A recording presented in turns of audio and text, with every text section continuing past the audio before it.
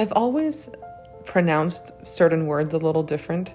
Some of it I attributed to English being my second language, but even as a child, I remember seeing a speech pathologist because there were certain habits I had, certain slurring of words and certain sounds that I didn't enunciate properly. And even now as an adult, I struggle with rolling my R's, which as a Cubana, it is quite the issue. Saying words like carro, I have to really put a lot of effort to get that sound. And even then, I think I sort of muddle it up. But there's this story that my mother loves to tell, and my sister and I love to hear, because it's a wonderful example of sisterhood and the magic that it holds. When I was very little, I must have been 3 or 4, I couldn't pronounce the letter R at all, and I would replace it with the L sound. And back then, of course, I only spoke Spanish.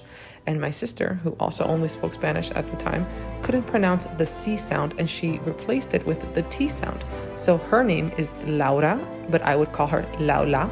And my name is Cristina, and she would call me Tistina, or actually Tisti, because Cristi for short. And one day my mother comes up to our room, but she doesn't go in because she hears us having a very, very heated conversation on the other side of the door.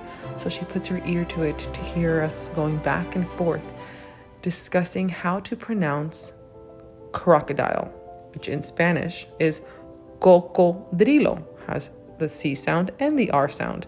So Laura was saying, no tisti, it's to-to-drilo.